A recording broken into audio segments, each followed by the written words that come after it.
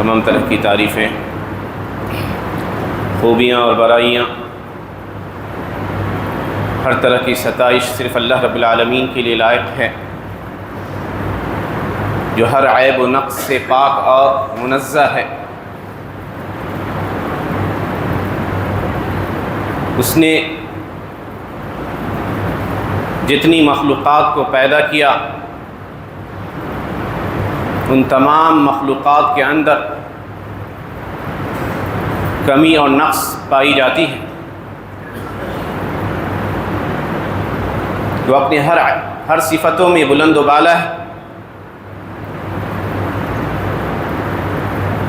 تعریف کی ساری قسمیں، ساری انواع صرف اسی کے لیے زیبا ہے۔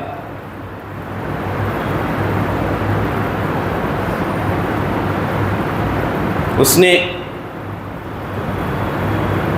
ہم انسانوں کو اس دنیا میں پیدا کیا اور ہم پر مختلف طرح کی نعمتوں کو نازل کیا، جو نعمتیں ظاہری بھی تھیں اور باطنی بھی۔ الم تروا ان اللہ سخر لکم ما فی السماوات وما فی الارض واسبغ علیکم نعمہ ظاہرۃ وباطنہ۔ کیا آپ نے دیکھا نہیں کہ اللہ سبحانہ تعالیٰ نے انسانوں کے لیے ہر اس چیز کو جو آسمانوں میں ہے اور جو زمین میں ہے، یعنی اس کائنات کے اندر جتنی چیزیں ہیں، ان تمام چیزوں کو انسانوں کے لیے مسخر کر دیا۔ وَأَسْبَغَ عَلَيْكُمْ نِعْمَهُ ظَاهِرَةً وَبَاطِنَةً، اور انسانوں کے اوپر اپنی ظاہری اور باطنی نعمتوں کا اتمام کیا۔ اللہ سبحانہ تعالیٰ نے ہم پر جو نعمتیں کی ہیں، اگر ان نعمتوں کو ہم گننا شروع کر دیں تو گن نہیں سکتے، شمار نہیں کر سکتے۔ اللہ کہتا ہے وَإِن تَعُدُّوا نِعْمَةَ اللَّهِ لَا تُحْصُوهَا إِنَّ الْإِنسَانَ لَظَلُومٌ كَفَّارٌ، کہ اگر اللہ کی نعمتوں کو شمار کرنا چاہو، گننا چاہو تو گن نہیں سکتے، یقیناً انسان بڑا ظالم ہے، بڑا ناشکرہ ہے۔ اس دنیا کے اندر بحیثیت انسان دو طرح کی حالتوں سے انسان گزرتا رہتا ہے، اور بہت کم لوگ ہم میں سے ایسے ہیں جو ان دونوں حالتوں کو محسوس کرتے ہیں، ان کا ادراک کرتے ہیں اور اس کے مطابق اپنی زندگی کو گزارنے کی کوشش کرتے ہیں۔ ایک حالت تو یہ ہے کہ انسان نعمتوں میں رہتا ہے، مختلف طرح کی نعمتیں اسے میسر ہیں،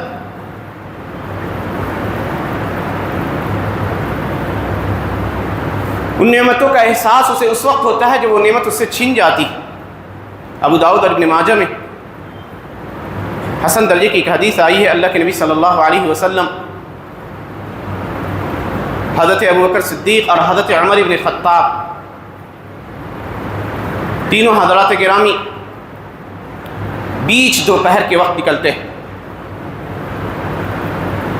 بلکہ کچھ روایات میں اس کی تفصیل ہے کہ اللہ کے نبی کی ملاقات حضرت ابوبکر سے ہوتی ہے تو پوچھتے ہیں کہ کس چیز نے تمہیں نکالا ابوبکر گھر سے؟ کہا اللہ کے نبی بھوکا ہوں، بھوک نے نکالا۔ اللہ کے نبی نے کہا مجھے بھی اسی چیز نے نکالا جس نے تمہیں نکالا۔ عموماً ہوتا ہے کہ مدینے کی گرمی اتنی شدید ہوتی ہے کہ لوگ دوپہر میں گھر سے نکلتے نہیں، کچھ دور جاتے ہیں، حضرت عمر بن خطاب سے ملتے ہیں، ان سے بھی یہی سوال کرتے ہیں اور وہ بھی یہی جواب دیتے ہیں۔ تینوں حضرات چل پڑتے ہیں۔ ایک صحابی تھے ابو الہیثم ابن تیہان، خوشحال صحابی تھے، بڑے باغ والے تھے۔ پہنچتے ہیں، اللہ کے نبی صلی اللہ علیہ وسلم حضرت ابوبکر صدیق اور حضرت عمر ابن خطاب کو لے کر دیکھتے ہیں کہ کوئی خادم وادم نہیں ہے، ان کی بیوی ام الہیثم وہاں موجود ہوتی ہے۔ جیسی نبی صلی اللہ علیہ وسلم کو دیکھتی ہے انتہائی خوش ہو جاتی ہے، کہتی مرحبا، خوش آمدید، اللہ کے نبی تشریف رکھیے۔ پوچھتے ہیں ابو الہیثم کہاں؟ کہتی ہے کہ ہمارے لیے میٹھا پانی لانے گئے، صاف پانی لانے گئے۔ اتنے میں ابو الہیثم آتے ہیں، اور جب ان روشن چہروں کو دیکھتے ہیں پیارے نبی صلی اللہ علیہ وسلم حضرت ابوبکر صدیق اور حضرت عمر بن خطاب کو، کہتے ہیں واللہ اللہ کی قسم آج کے دن مدینہ میں مجھ سے زیادہ خوش نصیب کوئی نہیں ہوگا کہ آپ ہمارے یہاں تشریف لائے۔ دوڑ کے جاتے ہیں، مختلف طرح کی کھجور کی ٹہنیوں میں سے کچھ کھجور لا کے دیتے ہیں جس میں رطب بھی ہے، خشک کھجوریں بھی ہیں، کہتے ہیں اللہ کے نبی سے تناول کیجیے۔ دوڑتے ہیں، چھڑی اٹھاتے ہیں اور اپنی بکریوں کی طرف جاتے ہیں۔ اللہ کے نبی کہتے ہیں کہ دیکھو ابو الحسن دودھ دینے والی بکری ذبح مت کرنا۔ بکری ذبح کرتے ہیں اور کھانا تیار کرتے ہیں۔ اللہ کے نبی صلی اللہ علیہ وسلم کے سامنے کھجور بھی ہے، کھانا بھی ہے اور میٹھا پانی بھی ہے۔ جب نبی صلی اللہ علیہ وسلم ان چیزوں کو دیکھتے ہیں تو آپ کہہ اٹھتے ہیں ظل بارد وماء بارد وتمور طیبۃ واللہ ان هذه من النعیم التي تسألون عنها یوم القیامہ۔ ٹھنڈی چھاؤں ہے، میٹھا پانی ہے اور پاکیزہ کھانا ہے کھانے کو، اللہ کی قسم یہی وہ نعمتیں ہیں جن کے بارے میں قیامت کے دن تم پوچھے جاؤ۔ تو دیکھیے نبی صلی اللہ علیہ وسلم کی سوچنے کا انداز، یہ وہ نعمت جو ہم میں سے ہر شخص کو الحمدللہ تقریباً روز میسر ہے، کہ پینے کو صاف پانی میسر ہے، کھانے کو اچھا کھانا میسر، رہنے کو سایہ دار جگہ میسر ہے۔ یہ ایسی نعمت ہے جس کو ہم نعمت نہیں سمجھتے۔ اللہ کے نبی نے کہا یہ وہ نعمت ہے جس کے بارے میں تم قیامت کے دن پوچھے جاؤ۔ تو نعمتوں کا احساس اور شعور اگر ختم ہو جائے تو یہ اس نعمت یا ان نعمتوں کی زوال کی نشانی ہوتی۔ بسا اوقات نعمتیں ہم سے چھنتی ہیں، ہم تکلیف اور عذاب سے دوچار ہوتے ہیں، لیکن کبھی یہ خیال نہیں آتا کہ یہ عذاب ہے، یہ تکلیف ہے، یہ اللہ کی طرف سے ہے۔ اللہ نے کہا وَلَنُذِيقَنَّهُم مِّنَ الْعَذَابِ الْأَدْنَىٰ دُونَ الْعَذَابِ الْأَكْبَرِ لَعَلَّهُمْ يَرْجِعُونَ، کہ ہم ضرور بھی ضرور لوگوں کو ہلکے عذاب کا مزہ چکھائیں گے اس دنیا میں، بڑے عذاب کے علاوہ، تاکہ وہ اللہ کی طرف لوٹ سکے، تاکہ وہ اللہ کی طرف لوٹ سکے۔ عذاب کا تذکرہ آتا ہے، قرآن کریم پڑھ جائیے، مختلف طرح کے الفاظ استعمال کیے ہیں قرآن کریم نے۔ ہم سمجھتے کہ یہ کفار کے لیے سب، کہیں حمیم گرم پانی کا عذاب، کہیں غسلین ان کے زخموں کی پیپ کا عذاب، کہیں سلاسل بیڑیوں میں جکڑنے کا عذاب، کہیں اسفات تو کہیں سرابیل من قطران، کہیں زقوم تھوہر کا درخت، کہیں حمیم الغرض، یہ کہ مختلف طرح کے الفاظ آتے ہیں، عذاب کے مناظر ہمارے ذہنوں میں گھومتے ہیں، احساس نہیں ہے کہ کیا یہ عذاب صرف کفار کو ہوگا یا اس شخص کو بھی ہو سکتا ہے جو اللہ کی نعمتوں کی ناشکری کرتا ہے۔ اللہ سبحانہ و تعالیٰ مختلف طرح کے عذاب سے لوگوں کو دوچار کرتا ہے۔ کبھی عذاب حسی ہوتے جن کو انسان محسوس کرتا ہے۔ قوم نوح کو ڈبا دیا، غرقیاب کر دیا سیلاب میں، قوم عاد کو چیخ سے ہلاک کر دیا، قوم لوط کو اوپر سے لے جا کر کہہ دیجئے پتھروں کی بارش ہوئی۔ تو یہ وہ عذاب تھے جن کو انسان محسوس کرتا ہے، اور کچھ عذاب حسی ہوتے ہیں جن کا احساس بہت کم لوگ کرتے ہیں۔ حسی عذاب کا مطلب کہ ہمارے دلوں کے اوپر مہر لگا دی جائے، اللہ کا کلام ہمارے دل کے اندر سرایت نہ کر سکے، کلام اللہ کی تاثیر سے ہمارے قلوب لرزے نہیں، تو سمجھیے کہ یہ عذاب کی ایک قسم جس عذاب سے ہم معنوی طور پہ دوچار ہو رہے ہیں۔ اللہ نے مومنوں کی شان بتائی ہے سورہ انفال میں، انما المؤمنون الذین اذا ذکر اللہ وجلت قلوبهم واذا تلیت علیہم آیاتہ زادتہم ایمانا وعلی ربہم یتوکلون۔ مومنوں کی شان تو یہ ہوتی ہے کہ جب اللہ کا ذکر کیا جاتا ہے تو ان کے دل لرز اٹھتے ہیں، اور جب ان پر اللہ کے آیات تلاوت کی جاتی ہے تو ان کی ایمان میں اضافہ ہوتا ہے۔ یہ کیفیت اگر ہم محسوس نہیں کرتے تو سمجھیے کہ یہ بھی ایک عذاب کی ایک قسم۔ دعائیں ہماری قبول نہیں ہوتی تو یہ بھی عذاب ہے، شیاطین ہم پر مسلط ہیں تو یہ بھی عذاب ہے۔ عذاب کی کچھ قسمیں ایسی ہیں کہ انسان اسے تصور نہیں کر سکتا۔ اللہ نے کہا افامن اہل القری ان یاتیہم بأسنا بیاتا وہم نائمون اوامن اہل القری ان یاتیہم بأسنا ضحی وہم یلعبون افامنوا مکر اللہ فلا یأمن مکر اللہ الا القوم الخاسرون. کیا لوگ بے خوف ہو گئے اس بات سے کہ ہمارا عذاب ان پر رات کے وقت آئے اور وہ سوئے ہوئے ہوں، یا صبح کے وقت آئے اور وہ کھیل کود میں لگے ہوں؟ کیا وہ اللہ کی چال سے محفوظ ہو گئے؟ عذابات آتے ہیں میرے بھائی، ہم محسوس نہیں کر پا رہے. آپ دیکھیے کہ وہ شخص جو دنیا میں زندگی گزارتا ہے، اگر وہ اسلام کے مطابق نہیں، اسلام کے اوپر نہیں ہے، تو چاہے وہ اس دنیا کا یا اس سوسائٹی کا سب سے اچھا شخص کیوں نہ ہو، اس کے لیے اس کی زندگی ایک عذاب ہے. کیونکہ اس کے سارے اعمال جو وہ کر رہا ہے اس دنیا کے اندر، اس کو اچھا سمجھتا ہے، وہ اعمال اللہ کے ہاں قبولیت کے درجے پر فائز نہیں ہو پا رہے. وَقَدِمْنَا إِلَى مَا عَمِلُوا مِنْ عَمَلٍ فَجَعَلْنَاهُ هَبَاءً مَنْثُورًا. کہ انہوں نے جو بھی عمل کیا ہم ان عملوں کو اڑتی ہوئی ریت بنا دیں گے. وہ لوگ جو مسلمان تو ہیں لیکن نبی کریم صلی اللہ علیہ وسلم کے طریقے کے مطابق نہیں چلتے، ان کے طریقے کو چھوڑ دیا ہے، گمراہی کے راستوں کو اختیار کیا، بڑی محنت کرتے ہیں بدعت میں، گمراہیوں میں رہ کے بھی ان کی زندگی ان کے لیے ایک عذاب ہے جسے وہ محسوس نہیں کرتے.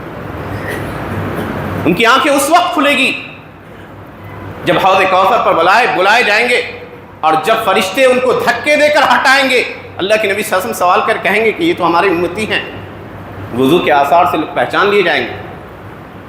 تو اللہ کے نبی سے فرشتے کہیں گے انک لا تدری ما احدثوا بعدک، اے محمد صلی اللہ علیہ وسلم آپ نہیں جانتے کہ آپ کے بعد ان لوگوں نے آپ کے دین میں کیا تبدیلیاں پیدا کر دی. تو جو لوگ بدعتوں میں منہمک ہیں اور گمراہیوں میں پڑے ہیں، اللہ کے نبی کے طریقوں کو چھوڑ بیٹھے ہیں، ان کی زندگی ان کے لیے عذاب ہے. اسی طرح سب سے اہم نعمت صحت اور عافیت کی نعمت، صحت اور عافیت کی نعمت جس کا احساس ہمیں نہیں ہوتا سوائے اس وقت جب ہم اپنی صحت کا کچھ حصہ کھو بیٹھے. پوچھیے ان پہ مریضوں سے جو صبح کرتا ہے یا صبح کرتے ہیں اور انہیں مان لیجیے کینسر جیسی موذی بیماری ہے والعیاذ باللہ، کیمو تھراپی کے ایک طویل اور مشکل عمل سے ان کو گزرنا پڑتا ہے. اس گھڑی اور کیفیت کو محسوس وہ کرتا ہے، اپنے آپ کا وہ کمپیئر کرتا ہے ان لوگوں سے جو صحت مند ہوتے ہیں. لگتا ہے اسے کہ زندگی کی ساعت کم پڑتی چلی جا رہی ہے. ہر آنے والا دن اس کے لیے ایک پیغام اجل ثابت ہو سکتا ہے. اس کی زندگی کا چراغ دھیرے دھیرے ٹمٹما رہا ہے. اس شخص سے پوچھیے جس کو ڈاکٹر نے کہہ دیا کہ آپ 1 سال جی سکتے ہو، تو اس کی زندگی کی حالت کیا ہوگی؟ اس کی ہر ساعت یہ محسوس کرے گا وہ کہ کاش کہ 1 گھنٹہ انتہائی طویل ہو جائے تاکہ اس دنیا کی نعمتوں سے وہ لطف اندوز ہو سکے. پوچھیے ان لوگوں سے جو کڈنی یا اس طرح کی بیماریوں سے دوچار ہے، ڈائلیسس کرانے جاتے ہیں. اتنا مشکل پروسیس ہے کہ 4 گھنٹے بیڈ پہ پڑے ہیں بے جان، خون نکل رہا ہے جسم سے، ایک سرخ پائپ سے گزرتا ہے، ریفریش ہوتا ہے، پیوریفائڈ ہونے کے بعد پھر جاتا ہے بلو پائپ سے، پھر اس کے جسم میں جاتا ہے. کبھی محسوس کیا ہے کہ کتنی بڑی نعمت ہے کہ اللہ سبحانہ و تعالیٰ نے بغیر کسی محنت کے، بغیر کسی تکلیف کے ہمارے جسم میں کیسا نظام رکھا ہے جو ہمارے جسم سے گندگی کو، فضلات کو، گندگیوں کو دور کرتا رہتا ہے. ایک کڈنی 10 لاکھ 1 ملین کہہ دیجئے فلٹرنگ یونٹس پر مشتمل ہوتا ہے جس کو نیفرون کہتے ہیں. اب بتائیے اللہ کا کیسا نظام ہے کہ تقریباً ایک دن میں علماء کہتے ہیں کہ 150 سے 180 لیٹر تک خون کی صفائی ہو سکتی. اور وہی مریض جسے کبھی کبھی ہفتہ میں 3 بار ڈائلسس کرانا پڑتا ہے. مہینہ میں جوڑ دیجیے 12 بار، گھنٹوں میں جوڑیے تو 48 گھنٹے وہ اس حالت میں رہتا ہے، لگتا ہے کہ بے ہوش پڑا. اس کے ذہن پہ کتنے خیالات آتے ہوں گے کہ دنیا میں ان لوگوں کو کیسی نظروں سے دیکھتا ہوگا، رشک کی نظروں سے. جو لوگ صحت سے چل پھر رہے ہیں ان لوگوں سے پوچھیں جن کے پاس اللہ نے ساری نعمتیں دے رکھی ہیں لیکن وہ نہیں کھا سکتے. کسی کو شوگر کی وجہ سے، کسی کو بھوک نہیں لگتی، ساری نعمتیں میسر ہیں اور اس کے باوجود وہ کھا نہیں سکتا. یہ ایک عذاب کی قسم ہے. اور تب سمجھیے پیارے نبی صلی اللہ علیہ وسلم کی اس حدیث کو جو ترمذی کے اندر آئی. اللہ کے نبی صلی اللہ علیہ وسلم فرمایا من اصبح منکم آمنا فی سربہ معافا فی جسدہ عنده قوت یوم فکأنما حیزت له الدنیا بحذافیرها، کہ جو تم میں سے جو شخص صبح کرتا ہے امن سے ہے، گھر میں عافیت ہے، کسی طرح کا خوف نہیں، جسم میں ہر بیماری سے وہ محفوظ ہے، ایک دن کا کھانا اس کے پاس ہے. اللہ کے نبی صلی اللہ علیہ وسلم فرماتے ہیں فَكَأَنَّمَا حِيزَتْ لَهُ الدُّنْيَا بِحَذَافِيرِهَا، دنیا کی ساری نعمتیں اس کے پاؤں تلے لا کر رکھ دی گئی. محسوس کیجیے، یہ احساس جب تک رہے گا شکر گزاری کا جذبہ پیدا ہوتا. ہارون رشید مشہور بادشاہ گزرے، مشہور عابد زاہد شخصیت ابن السماک ان کے پاس آتے ہیں. ابن السماک سے وہ کہتے ہیں کہ مجھے نصیحت کیجیے، نصیحت کیجیے. ہارون رشید اپنے لیے پانی طلب کرتا ہے، کہتا امیر المومنین رک جائیے اور ذرا مجھے بتائیے کہ پانی کے اس گھونٹ سے آپ کو روک دیا جائے، آپ شدید پیاس کے عالم میں ہو اور آپ کو پانی کا قطرہ ایک گھونٹ نہ ملے تو اس پانی کے گھونٹ کو آپ حاصل کرنے کے لیے کتنی قیمت دو گے؟ اس کے لیے کتنے پیسے ادا کرنے پڑیں گے آپ کو؟ کہا جان بچانے کے لیے تو مجھ کو اپنی آدھی بادشاہت دینی پڑے تو میں دینے کو تیار ہوں پانی کو اس گھونٹ کی. آدھی بادشاہت. اور ہارون رشید کی بادشاہت سمجھ جائیے آج کا پورا مڈل ایسٹ کہہ دیجیے اس زمانے میں ان کی بادشاہت میں شامل تھا، بلکہ سندھ تک کا علاقہ. تو کہا کہ آدھی بادشاہت دے دوں صرف ایک گلاس پانی کے لیے، یہ مجھے منظور ہوگا جب مجھے پانی کی ضرورت ہوگی. اور کہا کہ یہ بتائیے کہ جب پانی کا ایک قطرہ آپ کے جسم میں چلا جائے اور اگر اللہ سبحانہ وتعالیٰ اس پانی کو، اس جو لیکوڈ ہے اس کو نکلنے کا ذریعہ نہ ہو پیشاب کے ذریعے اور آپ بے چین ہیں تکلیف سے، تو اس تکلیف کو دور کرنے کے لیے آپ کتنی قیمت دو گے؟ کہا اس تکلیف کو دور کرنے کے لیے میں اپنی پوری بادشاہت دینے کو تیار ہو جاؤں گا.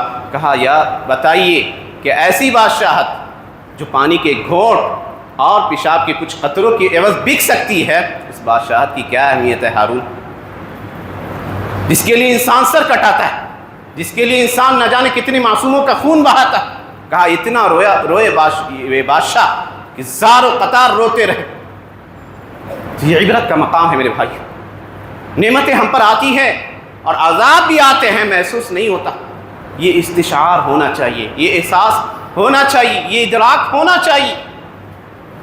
اور جب ادراک ہوگا تو اللہ کی طرف عاجزی کا جذبہ پیدا ہوگا، لوٹنے کا جذبہ پیدا ہو، تضرع اور گڑگڑانے کا جذبہ پیدا ہوگا، اور تب جا کے اللہ سبحانہ وتعالی ہماری دعاؤں کو قبول کرے گا.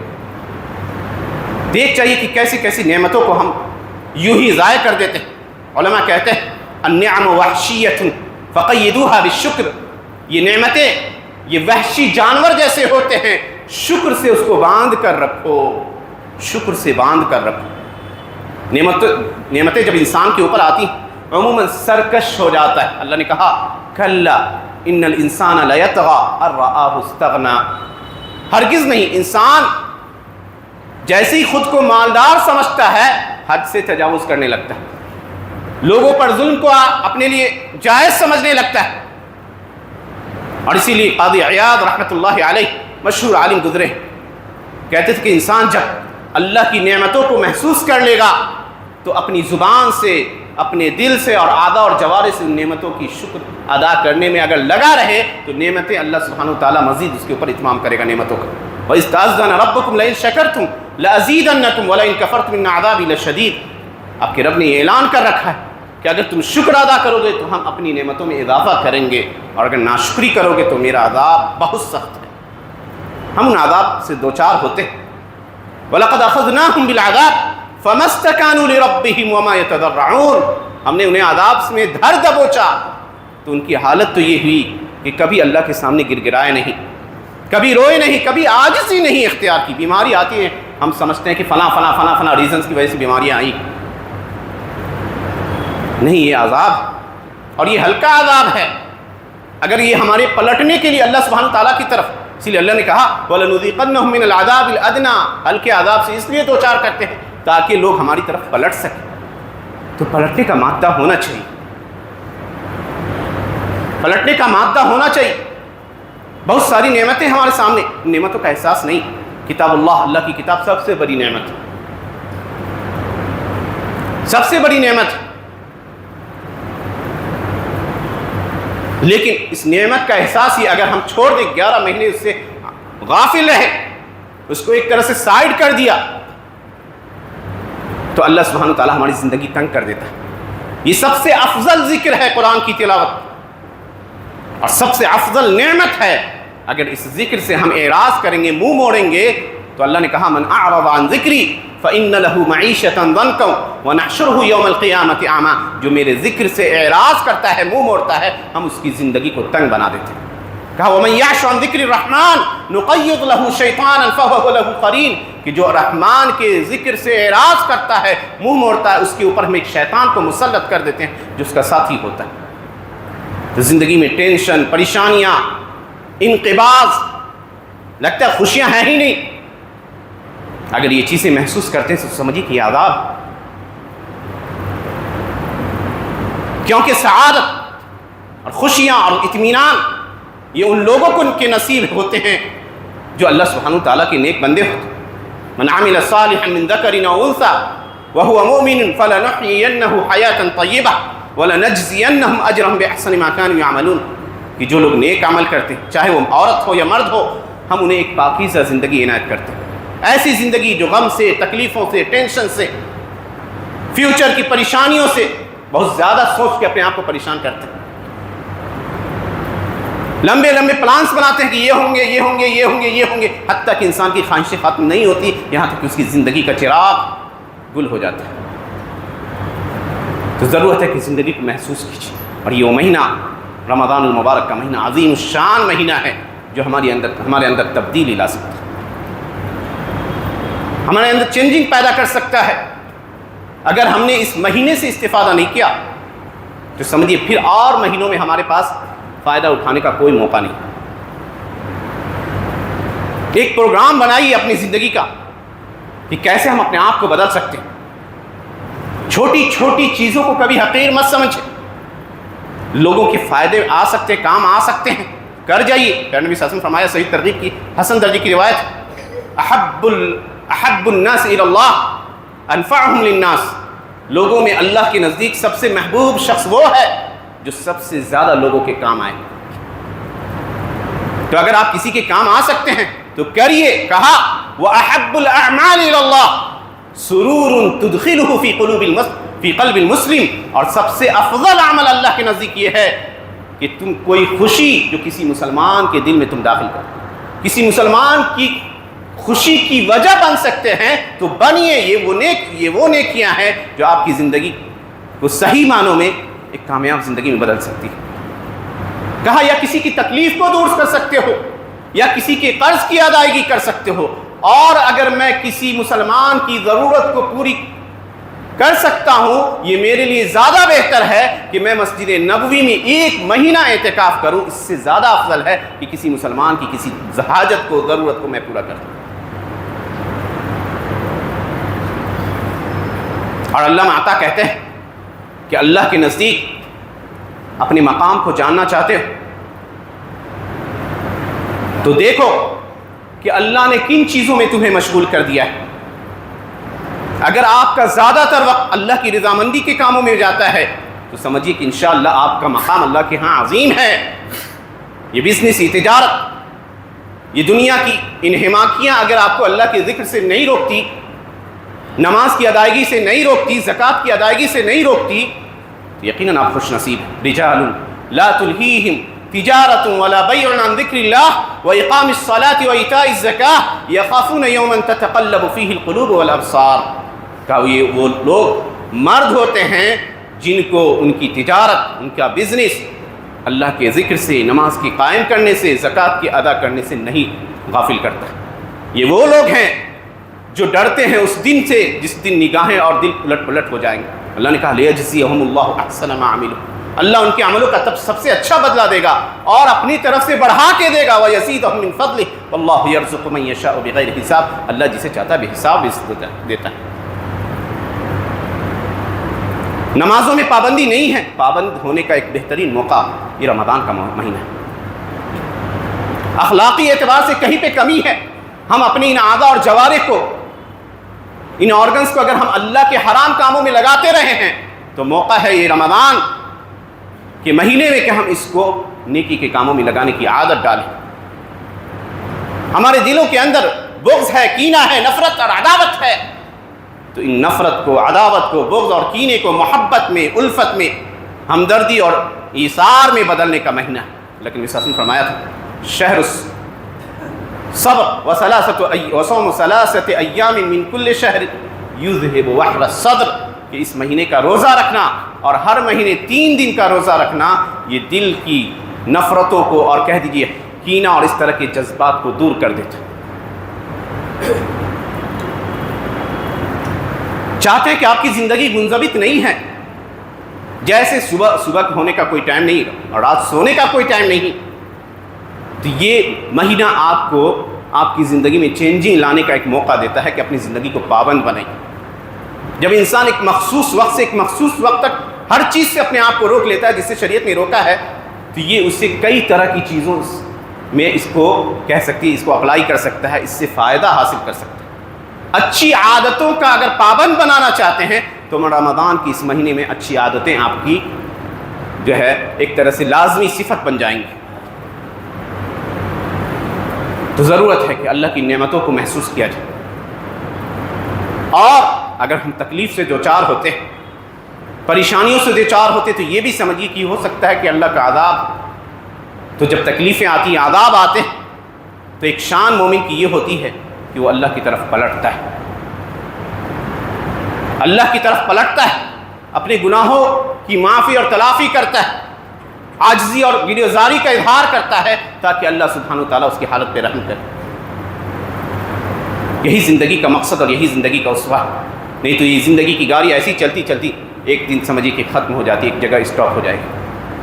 تو اس ہنگامی زندگی میں جو ہم بہت تیز بھاگ رہے ہیں، کسی چیز کی فکر نہیں ہے، تھوڑا رکیے، اپنے آپ کے لیے ٹائم نکالی، اپنے بچوں کی فیوچر کے لیے بہت کر دیا، لاکھوں اور کروڑوں کا بیلنس چھوڑ جائے کچھ نہیں ہوگا، کچھ دن آپ کے اوپر آنسو بہا کے وہ بھول جائیں گے، اپنے لیے وقت نکالیے۔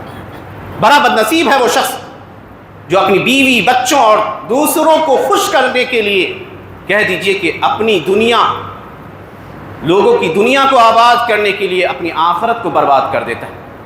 تو آپ ایسا نہیں، اپنی فکر کیجیے۔ یا ایھا الذین آمنوا قوا انفسکم واہلیکم نارا، اے ایمان والو اپنے آپ کو اور اپنے گھر والوں کو جہنم کی اس عذاب سے بچاؤ جس کا ایندھن انسان اور پتھر۔ اللہ سبحانہ و تعالیٰ سے دعا ہے کہ اللہ سبحانہ و تعالیٰ ہمیں ان باتوں پر عمل کرنے اور اس کے مطابق زندگی گزارنے کی توفیق عنایت فرمائے۔ آمین وآخر دعوانا الحمد للہ رب العالمین۔ اقول قولی ھذا استغفر اللہ لی ولکم ولسائر المسلمین فاستغفروہ انہ هو الغفور الرحیم۔